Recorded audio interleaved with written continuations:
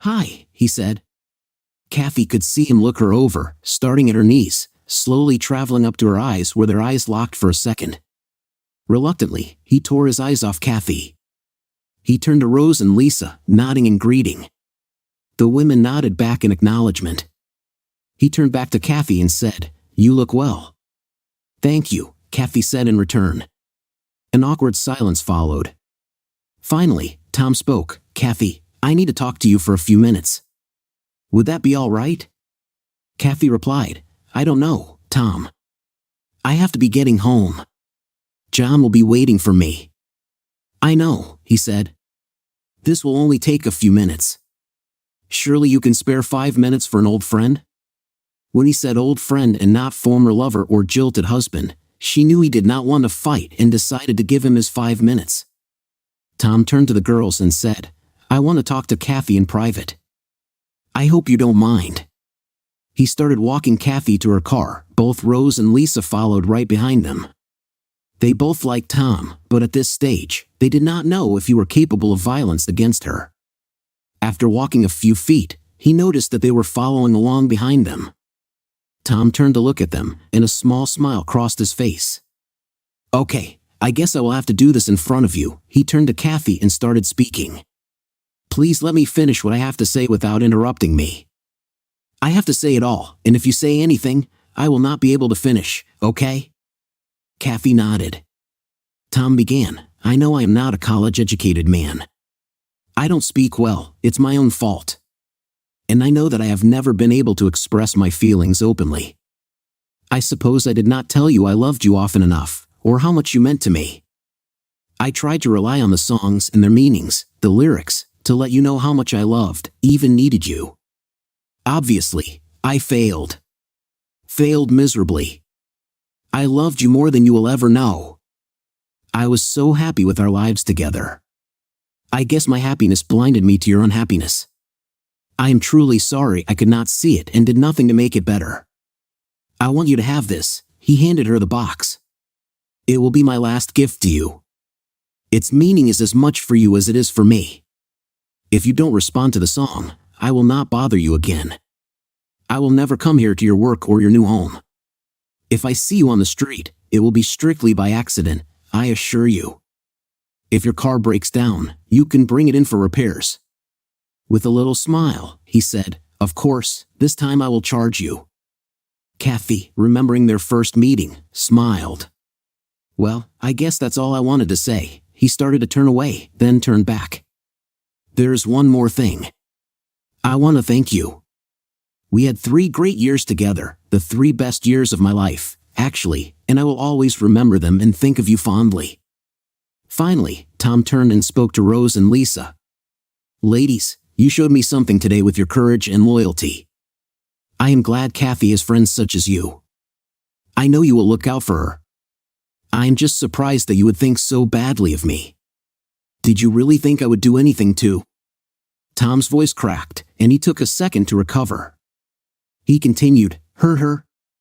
Since this will probably be the last time we ever see each other, this will really be our goodbye. I wish you both the best, that you find whatever it is that you are seeking in life, and that when you find it, you both get to keep it." Tom's voice cracked again on the word keep, but he was able to continue speaking without stopping. By this time, Rose was openly crying and gave Tom a big hug. When she did so, Tom whispered in her ear, "If anyone tries to hurt or bother Kathy, will you let me know?" When they broke the hug, Rose, crying and smiling at the same time, shook her head yes, indicating she would let him know. He then hugged Lisa goodbye and asked her the same question. She whispered, "I will." Tom turned and walked away, never once looking back at the girls. He knew he couldn't, they would see the tears in his eyes. The girls watched Kathy's husband walk away. Rose turned to Kathy and said, "If you let him walk away after that, John had better be worth it." Lisa just shook her head. The few times she met John, Lisa thought him a creep. Lisa tried hard, but she could not see what Kathy saw. She thought Kathy was making a mistake and, one time, told her so. Kathy got so upset, it almost ruined their friendship. Lisa did not say much about it after that. Once again, the 3 of them got into Kathy's car to listen to the CD. Once again, there was no card or note to go with the CD. Kathy took the CD in her hand and hesitated before putting it in the player. Kathy looked to Rose, then Lisa, and asked, "Should I listen to it?" Lisa said, "Whatever you want. I'm not going to get in the middle of this." It was Rose who spoke up. After the way he exposed his innermost feelings, you have to listen to the song. You owe him at least that much. Kathy thought it over, and her curiosity got the better of her. She slipped it into the slot on the player. The sounds of the Beatles singing "This Boy Softly" came out of the speakers. Tom felt it summed up the situation perfectly. Someone stole his wife, Kathy, from him. John undoubtedly wanted her but did not love her like Tom loved Kathy. Even though Kathy hurt him badly, Tom would still take her back. He wanted her to know that even though Tom was wronged, he loved Kathy and would endure any amount of pain to get the woman he loved back. Tom was also sure that John would hurt Kathy in the long run. He had met his kind before. John was a user. He would use Kathy for sex, then dump her when he was through with her. Kathy listened to the haunting lyrics of the song and realized that Tom and the Beatles were prophets. "That boy took my love away, he'll regret it someday. This boy isn't good for you, though he may want you too. This boy wants you back again, this boy wouldn't mind the pain, would always feel the same, if this boy gets you back again." She realized it in the end and did regret it. John was not good for her and made her cry in the car that day. Kathy did not understand or believe the words sung by the Beatles. Tom's reliance on the songs to convey his feelings once again did not achieve his goal. Kathy did not contact Tom as she placed the Beatles recording back into its place in the line. She was reminded that she had heard those words spoken to her by Tom before, ashamed that she had forgotten. She reached into the case of boxes. Her fingers trembled as they settled on the first white box. Kathy closed her eyes as shame washed over her face.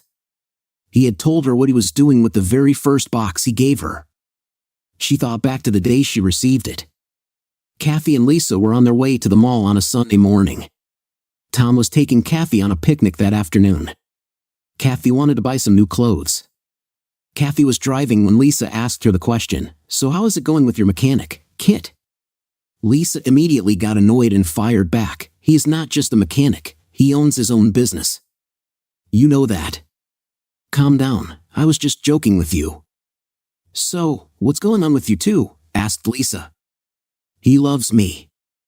"I know that much," Kathy answered. "And you know this how?" inquired Lisa. Kathy responded, "I can tell by the way his smile lights up his face whenever he sees me. My car has never run so well, he has me bring it in all the time and has his guys work on it. I think there's nothing wrong with it, he wants to see me, he always has lunch waiting for me when I get there. God help someone if they hit on me while he's around, I've broken up 2 pissing matches already. He takes me places, treats me well, and is very protective. He loves me, all right? I just know it. He just hasn't sent it to me yet." "Why not?" "What's holding him back?" asked Lisa. Kathy stopped at a light and explained, "Well, I think he might be waiting for me to make the first move." "He's really a shy guy around women," replied Kathy. Lisa looked at Kathy and asked her, "What about you? Do you love him?" "Truthfully, I'm not sure." "I think I do, but I'm just not sure," replied Kathy. "Not sure won't work with a guy like Tom. You have to be in love with the man before you can say you love him." "So tell me the truth, do you love him?" asked Lisa. It took a while before Kathy answered, "It's been so long since I felt something like love for any man, not since John." Lisa had enough of John Williams and told Kathy, "So I don't want to hear any more about JN. He screwed you over, he left and never came back, not even a phone call or email. JN may have had lust for you, but not love. If he loved you, he would be here with you. You have a guy who you think loves you, and he's right here. He won't tell you he loves you, maybe he can sense you don't love him enough and he doesn't want to commit. If you want to keep him, you better make up your mind real quick or you'll lose him," Lisa exclaimed. "If you let him go, you'll be sorry, you're losing Tom to John Williams," Lisa muttered under her breath. Kathy thought about what Lisa had told her. She thought she loved Tom but still could not get John out of her mind. Still, she did not want to lose Tom. she knew there was no one better out there for her and she could do a lot worse. Kathy took her time getting ready for today's date. It was a picnic in River Park, named for the river that ran through it. She wore a pair of cut-off shorts, jeans, and a red checkered shirt tied below her ribs, showing her midriff since it was Florida. Wearing a pair of flip-flops is always acceptable. They had a great day at the park. Tom brought some good food, 2 bottles of wine, and 1 blanket for both of them to sit on. After the day was done, the happy couple returned to Kathy's apartment. Tom told Kathy, "Sorry, sweetie, but I have to leave early tonight." "Why so soon?" Kathy whined. "We just got here. We can have more wine, sit and talk." "What do you say?" "I can't tonight," Tom complained unhappily. "I have a meeting with a representative from Avis to provide roadside assistance to vehicles in this area. It could be a revenue stream for my business and maybe someday our business, babe. I have to be ready. I need my wits about me tomorrow. There are too many numbers to remember." "I'm sorry, babe, but I have to go." Kathy was sad but resigned. "I know you have to go, honey." "Call me tomorrow when the meeting is over," she asked. He walked to her and gave her a kiss. "You can count on it," he replied huskily. After he left, Kathy changed into something more comfortable, a t-shirt and sweatpants. As Kathy lounged watching TV, she was taken by surprise to hear the doorbell ring. Peering out through the peephole, she saw Tom standing there and threw open the door, letting him in. She was pleasantly surprised. "Did you forget something?" she asked breathlessly. "Yes, and it's you," he replied, once again gathering her in his arms and kissing her. He took a step back, and for the first time, Kathy saw a thin white box. Tom held it in front of her so Kathy could see it. "Tomorrow, I will be meeting with a powerful representative of a potential business partner. I will be able to speak to him as an equal, tell him what I think, and listen to his responses with no trouble. With you, however, I have more of a problem. Kathy, for some reason, I can't express myself as verbally as I want to," Tom stammered. He then handed her the box and said, "I hope this tells you how I feel about you." "Call me anytime," he gulped. Kathy took the box as Tom walked out of the apartment. Kathy was confused by his actions. She went to the window and watched him drive away before opening the box. Inside, there was a CD and a note. Kathy remembered that night as if it were yesterday. She placed the CD in the player and read the note again, just as she had done that night. A Randy Travis song played on the player. "When you meet the certain someone you've been searching hard to find. In the time we spend together, I have learned to trust in you. It completes a perfect union between a woman and a man. So please don't misunderstand me. I don't want to go too far. Without knowing just one answer, can I trust you with my heart?" The only thing written on the note was the line, "Can I trust you with my heart?" That night, Kathy thought for a minute and then called Tom on her cell. When he answered, "Hello," all she said was, "Yes." Tom asked her, "What?" Kathy answered, "You can trust me with your heart." "I'll be right back," Tom shouted through the phone. Kathy was waiting in the hall as Tom ran up the stairs. He picked her up in his arms and carried her into the apartment, kicking the door shut with his foot. His voice trembled as he told her, "I love you, Kathy. I love you like I have never loved another person on this earth." "I feel the same about you, Tom," Kathy whispered as they made love for the first time that night. In his excitement, Tom never noticed that Kathy did not actually say the words, "I love you too." Kathy cried when she thought of that night. She now realized, too late, that she did love him too. Maybe she loved him the first time she saw him in the repair shop. Now it was all too late. Kathy put the white box away and pulled out the black box. She thought about the events that led up to her receiving the black box. It had been 3 weeks since she had spoken with Tom in front of her work. True to his word, Kathy had not seen or heard from him since. On a Friday morning, John was about to leave for work when he asked Kathy, "Do you want to go out to eat after work this evening? How about Kelly's downtown?" He suggested. Kathy knew that was a place that she and Tom went often. "No," Kathy snapped. "You know Tom and I went there often. I won't go any place where I might run into him. If not there, I heard about a new bar and grill that opened up a few blocks from where you work. I can drive you to work and then pick you up at 5. I'll wait for you outside the office. What do you think? Jan asked. Kathy thought about that and joked, that sounds like a plan.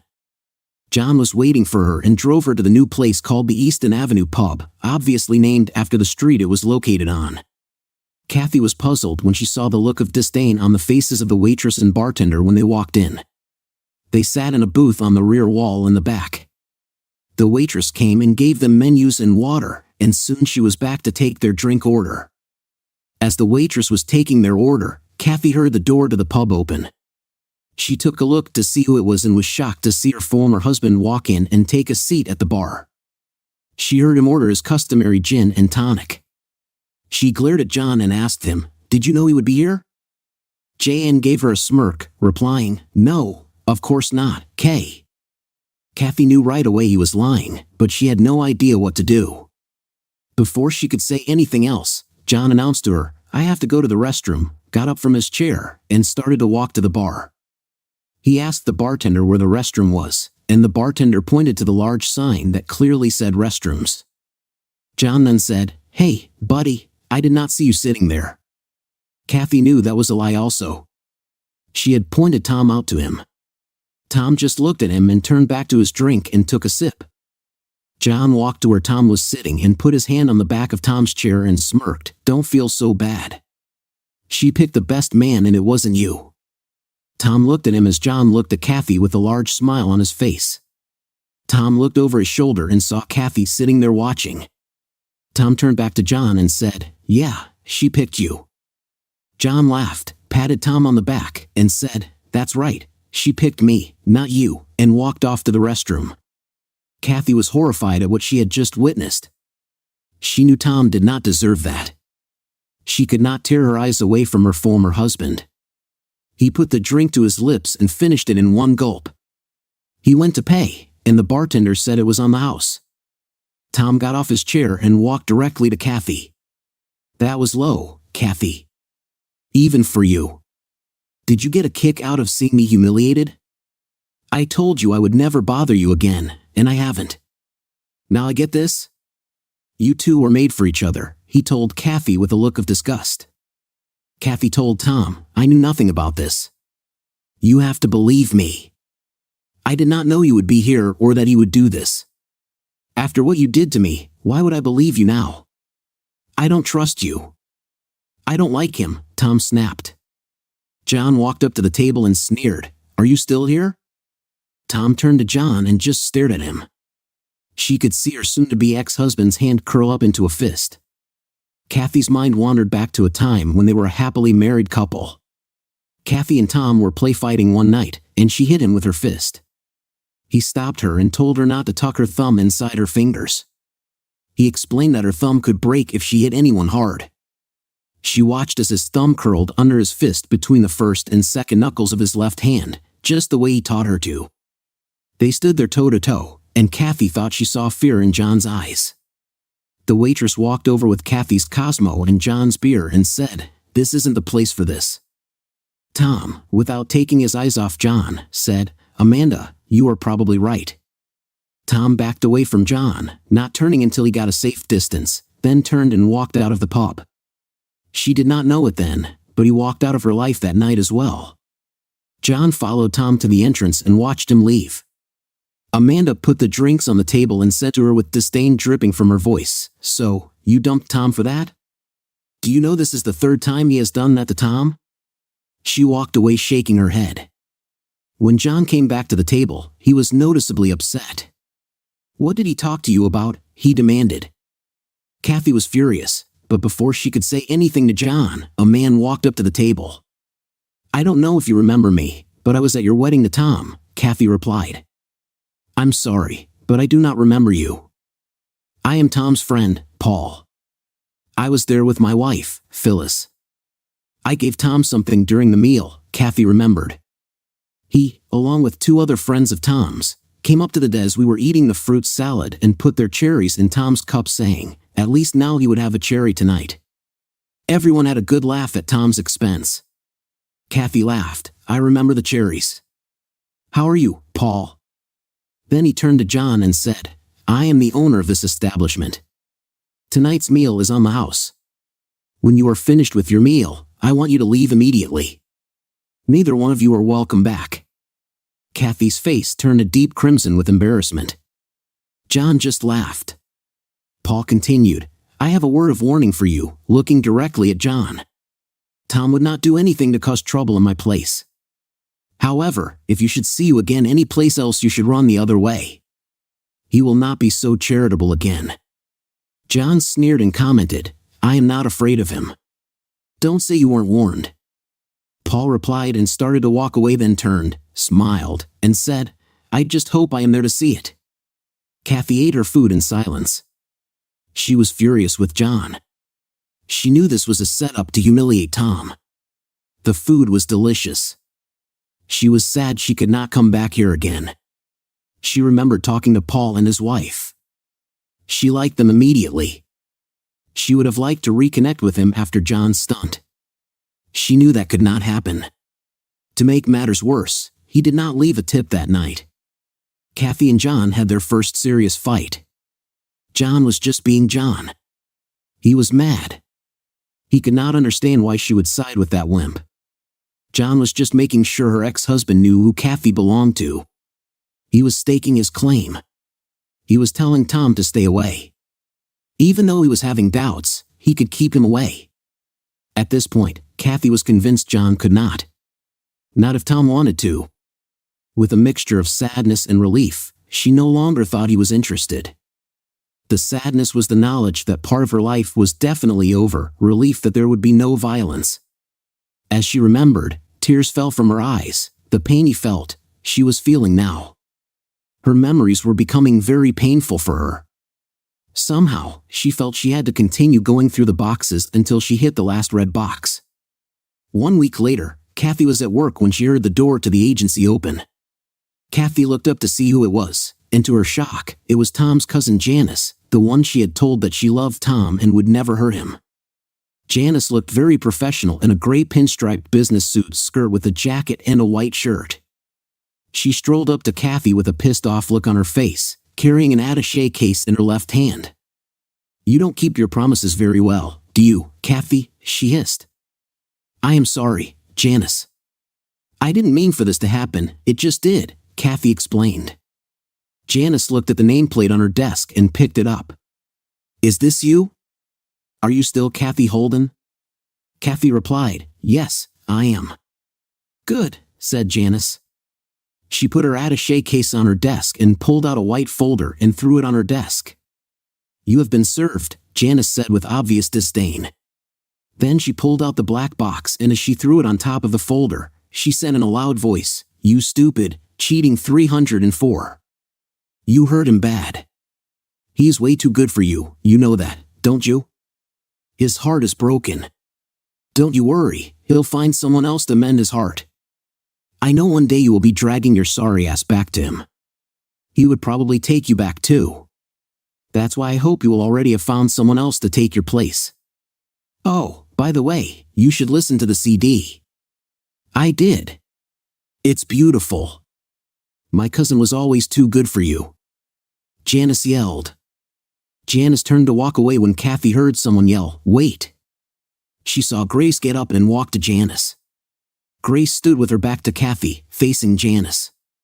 They spoke for a few seconds, and Janice shook her head yes. She saw Grace hand something to Janice.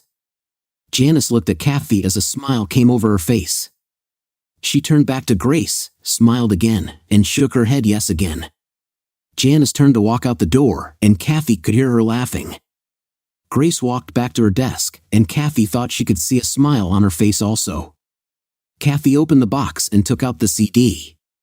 There was no card this time, and this time only Rose and Lisa came to listen to the CD.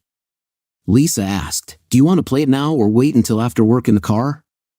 Kathy said, "Janice said it was beautiful, why not play it now?" She put the CD into the player on her desk, and a Garth Brooks song played. It was the dance, and it was beautiful. Looking back on the memory of the dance we shared, 'Neath the Stars Above. For a moment all the world was right. How could I have known that you'd ever say goodbye? And now, I'm glad I didn't know the way it all would end, the way it all would go. Our lives are better left to chance. I could have missed the pain, but I'd have had to miss the dance. Rose and Lisa were openly crying now, even though Kathy wasn't. There were many pairs of misty eyes in the office. Most of the women liked Tom. Here he was saying all the pain was worth it just to have had the time with her. Kathy did not understand it then.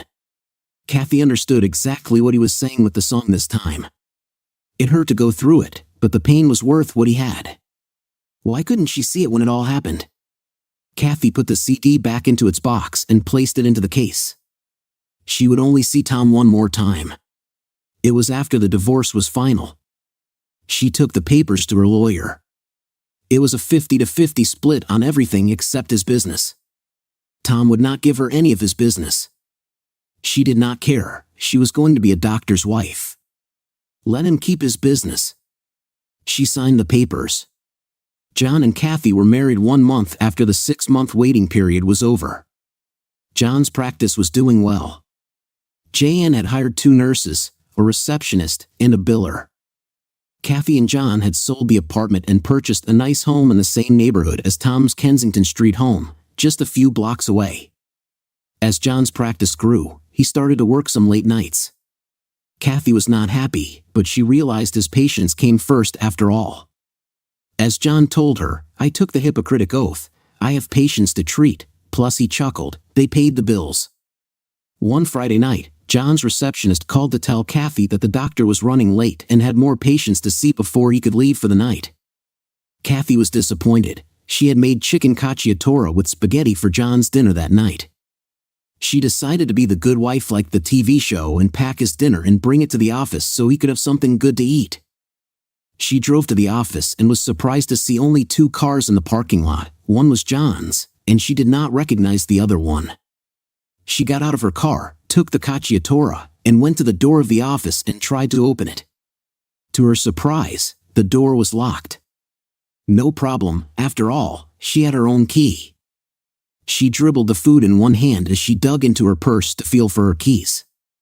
Finally, she found them and let herself in.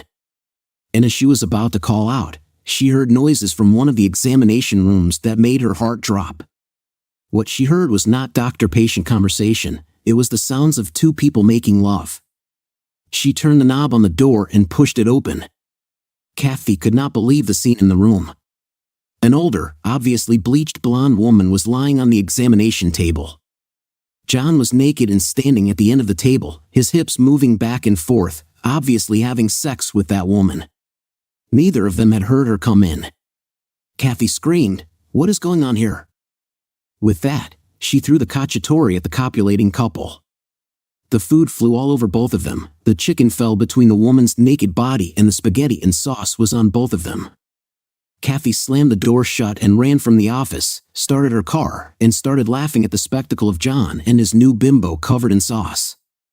Then another thought crept into her consciousness. Chicken cacciatore and spaghetti was the first meal she had served to Tom. Kathy started her car and sped away. She didn't know what to do. She did not want to go right home. She called her friend Lisa's cell phone. Lisa was out with the rest of the girls that worked at the insurance agency for a girls' night out. Kathy told her she had a fight with John and needed someone to talk to. Lisa told her that Rose was the only one left, and they were at the Avenue pub. Kathy told Lisa that she was banned from that particular establishment. Kathy suggested they meet and talk outside the pub. The women said, "We will meet you outside." Kathy said, "I'll be there in 20 minutes. Lisa warned, "There's one more thing you need to know. Tom is here with a girl." Kathy stammered, "I don't care. I need to talk to you girls tonight, okay?" "Kathy, we will be waiting," Lisa responded. Kathy thought about Tom. What she saw was the same thing he had seen in his own home that awful night. She now knew firsthand the pain and humiliation he must have felt. She was going to her best friends for comfort and support. She realized that when she betrayed Tom, he had his best friend. Who did he have to go to for comfort and support? She knew the answer, nobody. He had to bear the pain on his own. Kathy opened the door to her car to let Lisa and Rose in. Kathy was still sobbing softly when they entered the car. Immediately Lisa wanted to know what happened. Kathy could hardly speak. When she calmed down, she recounted what she saw. "I saw some 40-year-old bleached blonde with huge fake tits on an examination table being serviced by my new husband," Kathy roared. Neither Lisa nor Rose was surprised at Kathy's revelation. Both girls considered John a jerk. They were more surprised it had taken Kathy so long to see it for herself. They tried to support her but were not willing to give her a pass. Rose told her, "What goes around comes around." I know, Kathy cried. "I did the same thing. Don't think I haven't thought of that already. I feel betrayed and humiliated by what John has done, what he has done to me. I never felt that way about what I did to Tom. Now I know the truth. Now I know the pain, the humiliation, the betrayal, the loss of something you thought was special, to know the one you love thought so little of it. I know now I know." Lisa and Rose glanced at each other, and by mutual unspoken consent, they did not beat up on Kathy anymore. She was doing a good job on her own. Rose asked Kathy, "What are you going to do now?" Kathy responded decisively, "I don't know. I am so confused." Then, after a few moments, she made a quick decision. "I am going home to confront John. What he did is unacceptable and will have to stop," she spat decisively. Lisa asked, "Do you want us to go with you?" Kathy replied, "No, I have to do this by myself." The girls got out of the car and watched Kathy drive off. They walked back into the pub, and as they walked to the bar, Tom was there ordering drinks and saw them. A huge smile came across his face. "Rose, Lisa, so good to see you. How long has it been?" "Almost a year." He gave them each a hug. Neither Rose nor Lisa smiled and only gave him a slight hug in return. Tom, recognizing that their response was less than friendly, moved back. "I'm sorry," he apologized. "I didn't realize it was like that. I'll be going." Tom stepped away puzzled. He thought the last time they were together he left on a positive note. Then again, he thought, they are Kathy's friends, so why be friendly to me? Lisa realized the sudden change in his attitude first and called Tom back.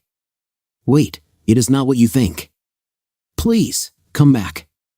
We need to talk to you." Lisa and Rose wanted to take Tom to the booth and talk to him.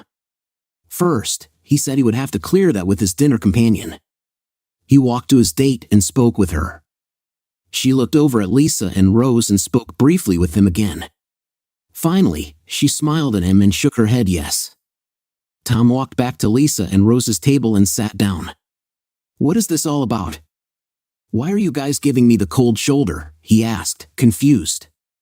He waited for their answer. Rose responded, "It has nothing to do with you.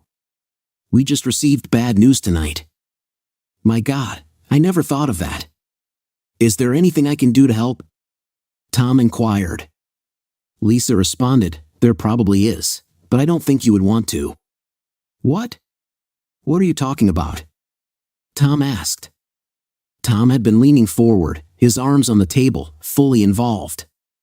Lisa said, "It has to do with Kathy."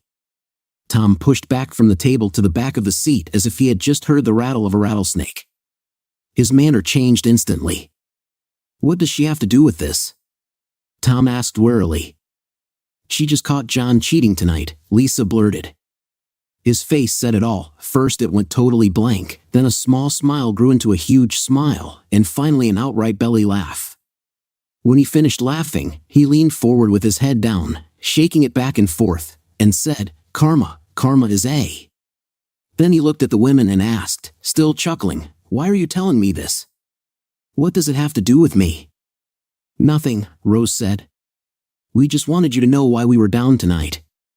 Tom's attitude changed once again. "Sorry, girls. I jumped to a wrong conclusion. I should have known better."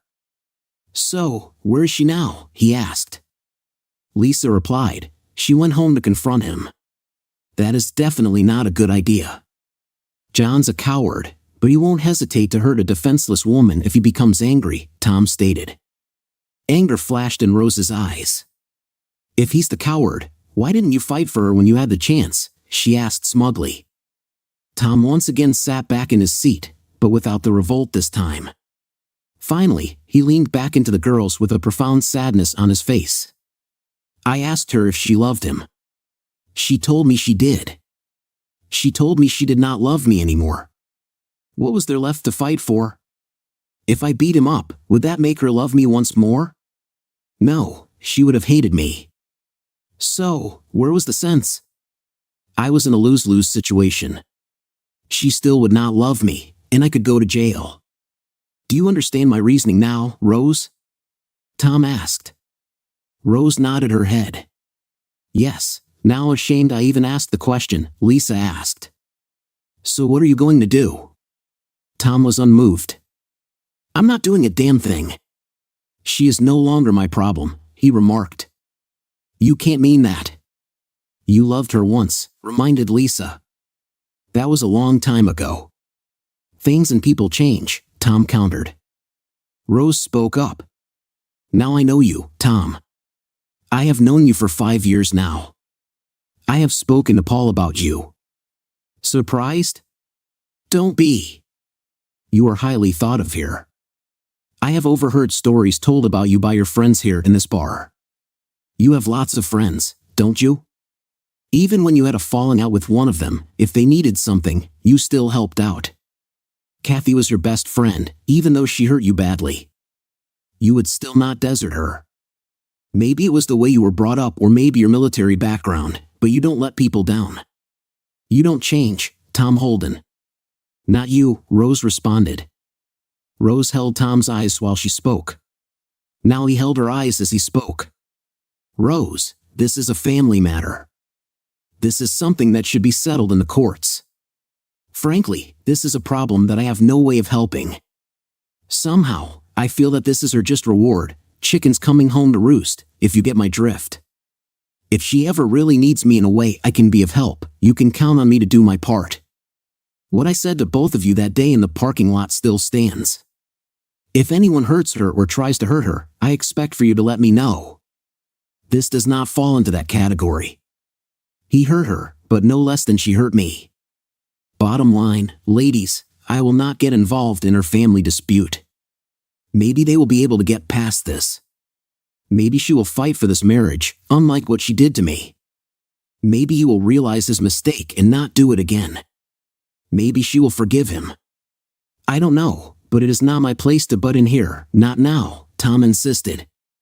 An uncomfortable silence ensued. Tom broke the silence first, remarking, Ladies, it would have been nice to see you under different circumstances. I hope if I do see you again, we can have a few drinks and some laughs. Now, if you will excuse me, I have a date to get back to. Tom left the booth. As he started to walk away, he turned back and confirmed, Remember, if anything bad should happen, please let me know. Both girls nodded in return. They watched him return to the table and sit down. His date said something, and he started talking. There came a point in the conversation that he started smiling and chuckling. When the girl put her fork down and was obviously berating him, Lisa and Rose knew he had told her about the cheating and started laughing at Kathy's predicament. That is when his date got mad at him. Tom put his head down and started nodding, first yes, then no, and finally, he didn't know what to do, so he just sat there staring at his plate. When she finished, she placed her hand on his and smiled. You could just read her lips when she said, I understand. Tom seemed to have lost his appetite and pushed his food away. His date had time to eat while he talked to Lisa and Rose. He got the check, and they left. Lisa and Rose were left wondering how Kathy fared when she went home that night to confront John. They paid their bill and left the bar. Neither woman left with a good feeling. Kathy called in sick Monday and Tuesday. Lisa was concerned but did not want to interfere. Like Tom, she felt it was a family matter. Besides, she had been burned once before for getting involved in Kathy's affair with John. It would not happen again. On Tuesday, she called John's office, and it was open for business. The doctor was in. They obviously weren't home, working on their problem. Lisa decided to call Kathy on her cell. Lisa left a message, worried about Kathy, and asked her to please return her call. Kathy did not return her call. Lisa and Rose decided to go to Kathy's home if she did not return to work on Wednesday. It was 9:05, and Lisa and Rose were deciding what to do when they saw Kathy's car pull into the parking lot. Feeling greatly relieved, they went to their desks and started working. When Kathy walked through the door, the women were horrified. The large sunglasses did nothing to hide the bruises around Kathy's left eye. The heavy makeup on her right cheek suggested more facial damage. Lisa and Rose quickly ushered Kathy into the ladies' room and locked the door. Lisa ripped the glasses off her face and gasped. Kathy's left eye was black and blue. There was still minor swelling around the bottom of her eye. Lisa looked closely at her cheek and could see the palm and 5 fingers where John's open hand had slapped her right cheek. Kathy was stoic. Apparently, she was all cried out. Rose asked, "What happened?" Kathy started crying. She was not all cried out. Kathy finally stopped and told the women what happened. John was home when she got there. He immediately yelled at her, "Where have you been? Who have you been talking to? What did you think you were doing, throwing that disgusting food at us?" Kathy cut in, "So important, you had to screw her on your examination table." John was livid. He reared back and punched Kathy in the eye. Kathy screamed and fell to the floor. She had never felt such pain. Kathy was almost knocked out. John grabbed his wife by the hair, held her head up, and slapped Kathy across the face with his left hand. Kathy saw stars and then nothing. When Kathy woke up, John was going nuts in the house, breaking knickknacks and kicking furniture against the walls. When John noticed Kathy stirring, he knelt over her again and pulled Kathy up by her blouse. He thundered, "This is the way it will be from now on. If I want to work late, you'll just have to put up with it. If you don't like it, you can leave, if you dare. If you give me any more problems, you'll get more of what you got tonight," he screamed at her. "Do you understand?" Kathy was terrified. She cowered away from him and nodded her head yes. "Good," he ranted. "Now go upstairs and get yourself fixed up."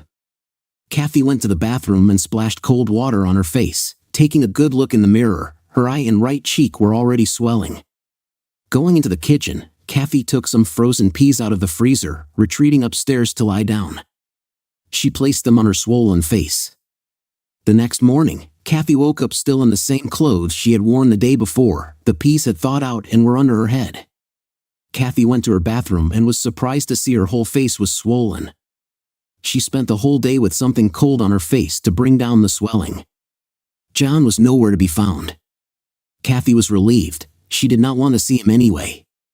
John did not come home until Sunday afternoon. He offered no explanation of his whereabouts, and she did not ask. That night, John wanted sex. Kathy said no, she was too hurt for sex. He just left again. He came home Monday to take a shower and get changed, then left for the office. The girls listened silently, first in complete shock at her tale, then getting angry at John's callousness. Lisa urged Kathy to go to the police and have him arrested for assault and battery. "No," Kathy cried. "I want to make this marriage work. I want to work things out. I already screwed up one marriage." The women exploded. "He beat you up. He did something despicable to you." "Do you think this will be the last time?" yelled Rose.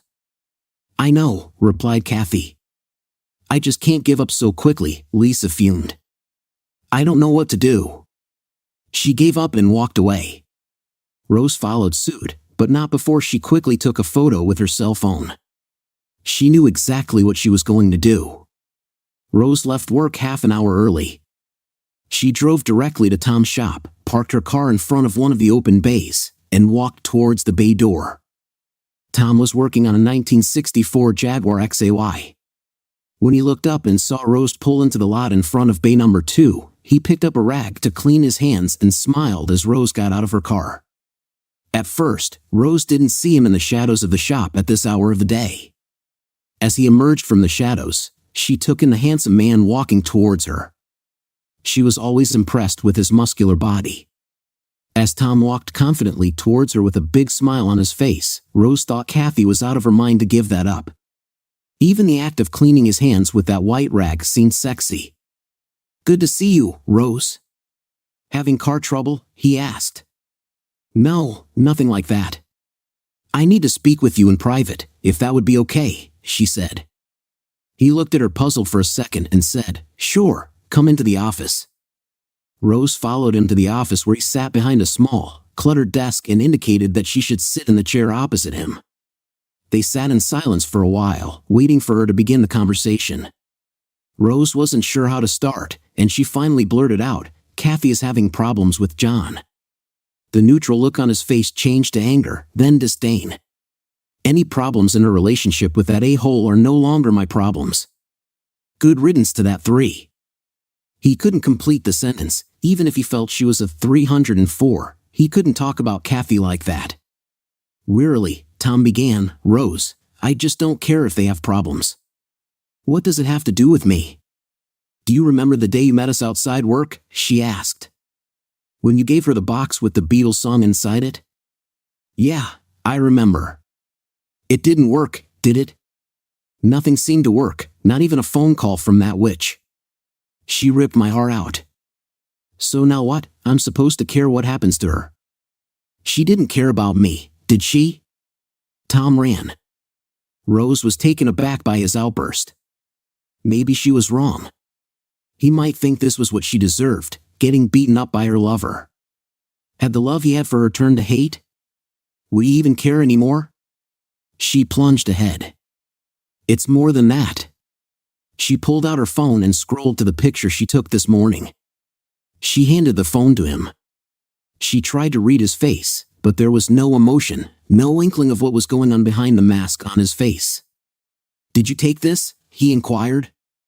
"This morning," replied Rose.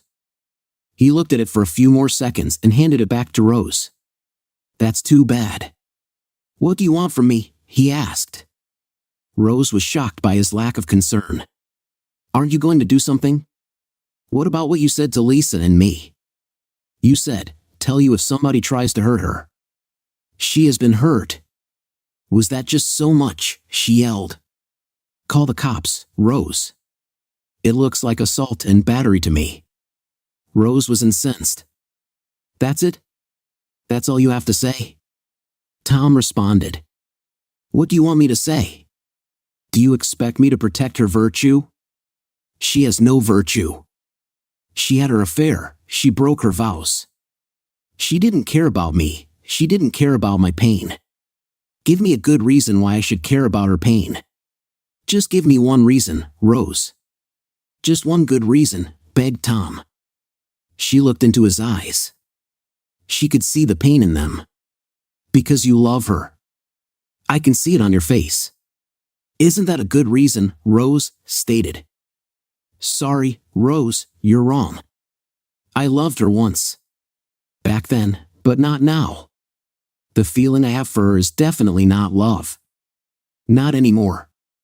Tell her to call the cops." "I'm not getting involved," Tom stated flatly.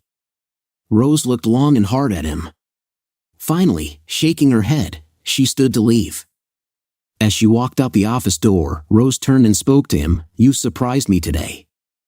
I thought better of you. I never thought you would let some man beat your wife." Abruptly, he stood. For the first time today, she could see anger flash in his eyes. "And that's the crux of the matter, she is not my wife. If she were, I would have to be dead before I would allow some a-hole to lay a finger on her. She chose that a-hole over me. I was her husband, yet she picked him over me. I guess she wanted to trade up, be a doctor's wife, not the wife of a mechanic. She made her bed, let her lie in it," agonized Tom roared. Rose replied, "I'm sorry, Tom. I did not realize how you felt. Not that I blame you, she must have hurt you deeply," Rose commiserated. "Tell her to call the authorities, Rose. Tell her to get a divorce, she already knows how to do that." "Sorry if I disappointed you today, Rose, but I just can't," he replied. Rose walked through the doorway and out of the shop. Tom followed after her. He stood in the middle of the bay, watching her. As Rose opened her car door, she apologized to him, saying sadly, "I'm sorry to have bothered you today. I hope I didn't ruin your evening." He did not reply before she started her car. Rose looked through the windshield into his face. The expression was hard to read: pain, anger, disdain, hatred. Rose couldn't tell which. Maybe it was a mixture of all those emotions. Whatever his emotions were, he decided not to help. Rose started her car and drove away. "Kathy, you really screwed it up," she thought as she drove away. She had failed the day when she was so sure Tom would help. As Rose drove away, she had no idea how to help her anymore. Kathy came to work on Thursday and Friday. There were no bruises that could be seen, but she was definitely becoming more and more rattled. The girls did not know about any physical violence, but they were sure she was being sexually abused. Monday morning brought a change in Kathy. Everybody could see it since when she walked in the door to work, she said hi to everyone and even smiled, something Kathy had not done in a while. Lisa and Rose dragged Kathy to their sanctuary, the ladies' restroom, and locked the door. "What's going on, Kathy? What happened?" Lisa asked. Jan got beat up Friday night outside his office. He got beat up really bad. Whoever did it made him promise to apologize to me. John said that the assent told him that if he did not apologize to me, he would know and come back and finish the job, whatever that meant. John doesn't know it, but I know who it was, saying Kathy. "How do you know?" Rose said. "I heard him talking to himself in the shower this weekend, and he was cursing out my ex-husband." Tom giggled. "Kathy, how could he find out about this?" Kathy asked. Rose said it was me. "I told him about it Wednesday after work." Kathy hugged Rose and thanked her. Kathy told her friends that she had made up her mind and was leaving John. She would see a lawyer tomorrow about getting a divorce. Kathy thanked Rose again for helping. Rose said, "Don't thank me. I didn't kick the out of your husband." Kathy mused, "Maybe you're right. I should go and thank him myself." "I don't know about that, Kathy. He is not too fond of you right now." "You didn't hear the way he was talking about you when I went to see him," warned Rose.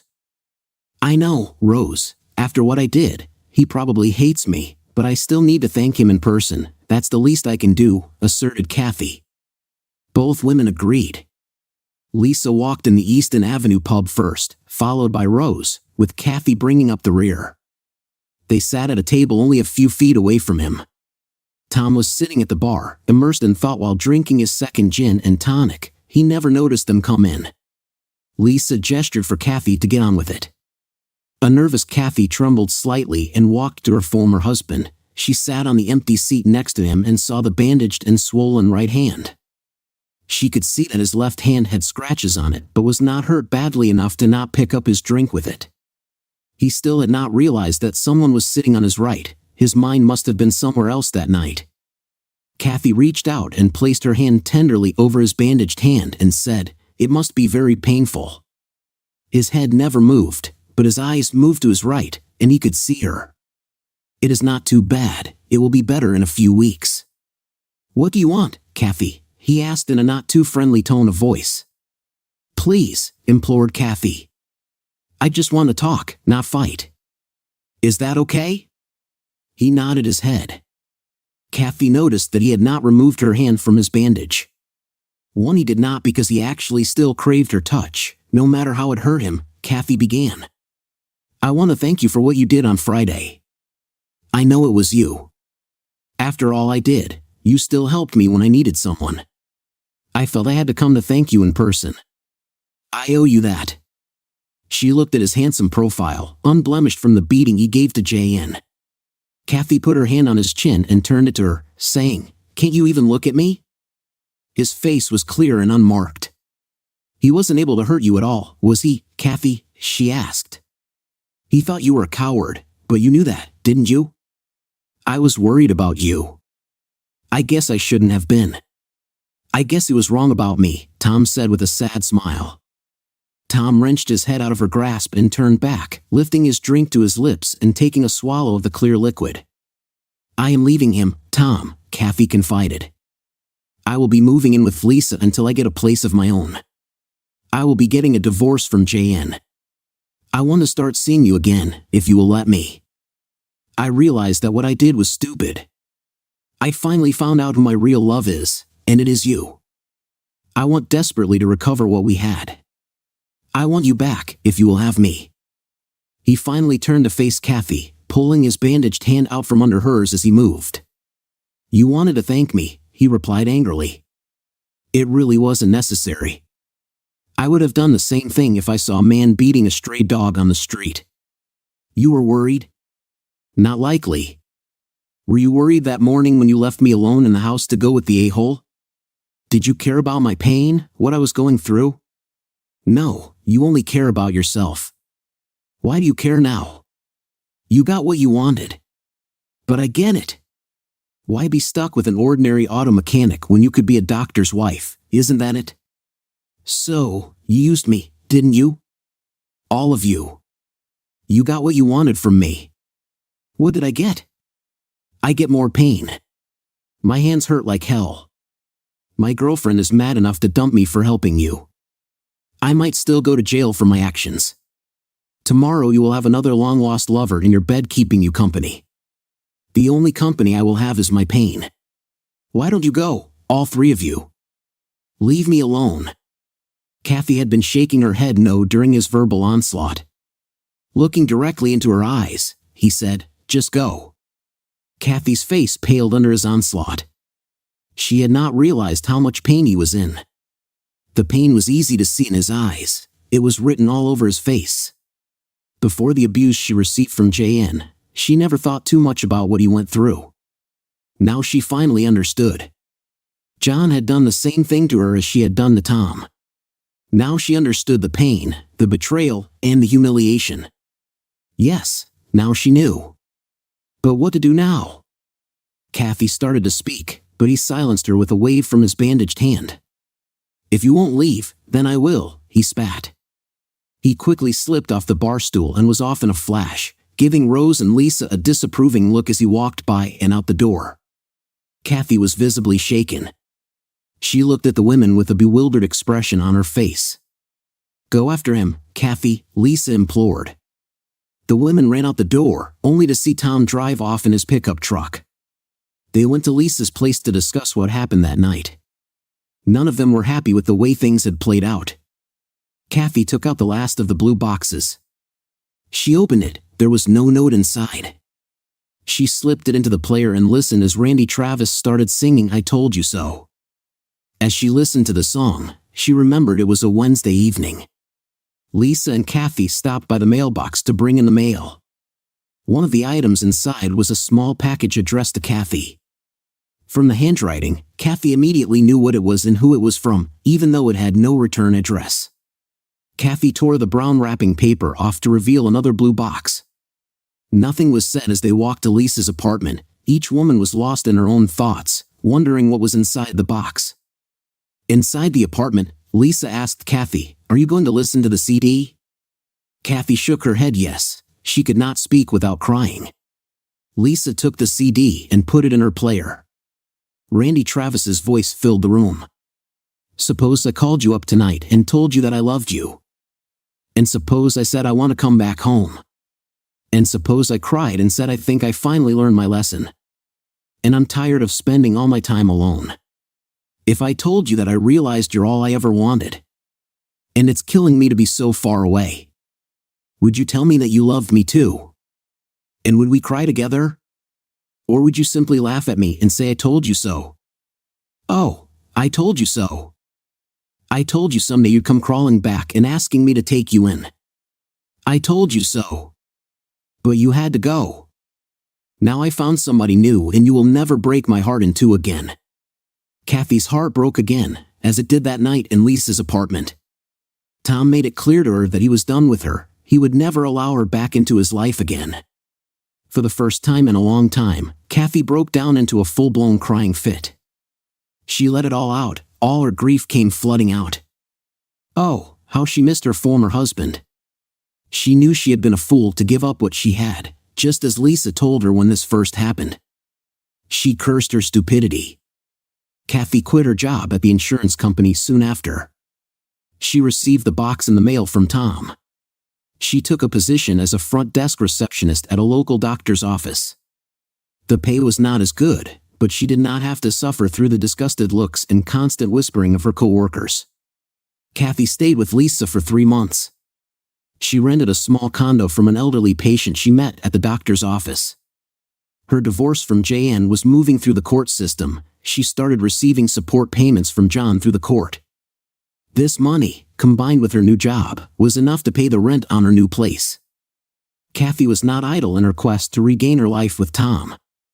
She called him many times. He never answered the phone, so she left messages for him to call her back. He never did. That only made Kathy more determined. Kathy began sending letters to the Kensington address where Tom still lived. Emails were sent every few days. These were never answered either. Kathy and Lisa had plans to go out Friday night. It was decided that Kathy would pick Lisa up, and they would get ready to go out at Kathy's new place. Kathy picked up Lisa at her home and drove to her new place. When they arrived at Kathy's apartment, they were surprised to see Tom's cousin Janice and Kathy's former coworker Grace waiting in the parking lot. "What are they doing here?" Lisa wondered aloud. "I have no idea, but I don't like seeing Janice again." "And what is Grace doing here?" Kathy was puzzled. Lisa had an inkling of why they would be here. She was hiding something from Kathy. The girls exited the car and wearily approached Janice and Grace. Janice waited for Kathy and Lisa to come near them before she spoke. "Hi, Kathy," began Janice. "Grace and I would like to talk to you about something that involves all of us. Would you mind if we came inside and spoke in private?" Kathy was wary. She remembered the last time she spoke with Janice. She did not want a repeat of that confrontation. "What is this about, Janice?" "I don't want any trouble," Kathy responded. "Why don't you leave her alone?" "Why do you need to open old wounds?" pleaded Lisa.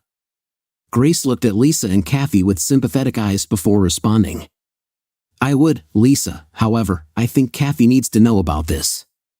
"Please, Kathy, can we go inside and speak privately?"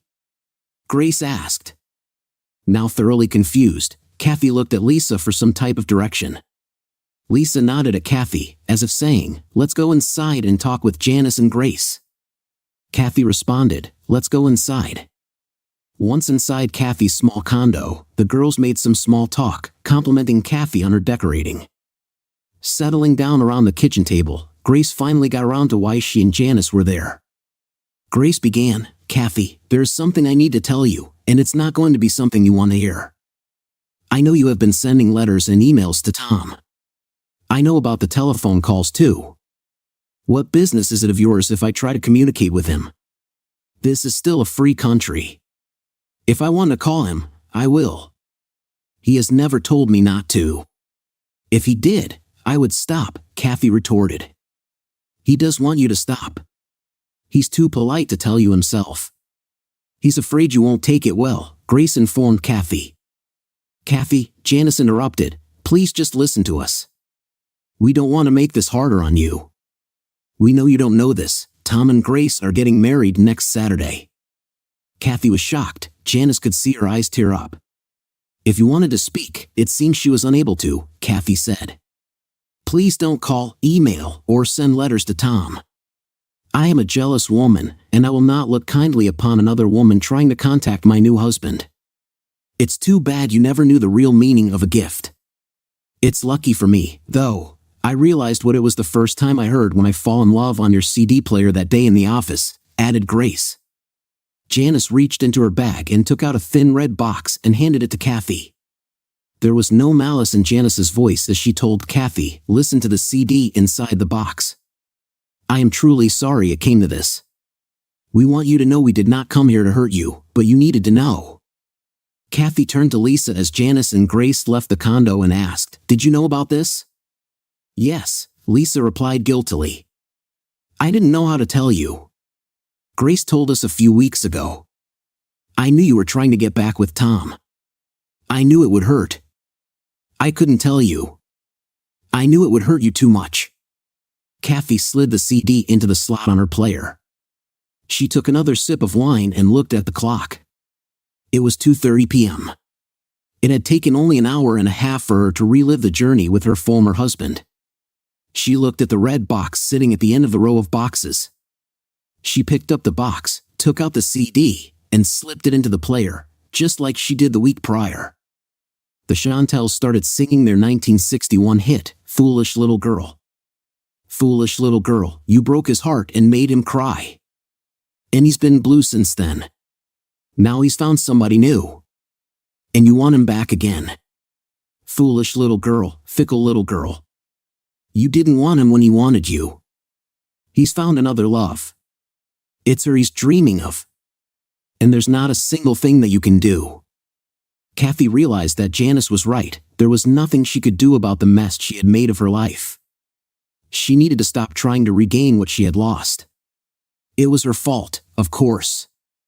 She knew that Tom and Grace might be walking back from the altar now, a married couple, or maybe they were in the receiving line greeting guests.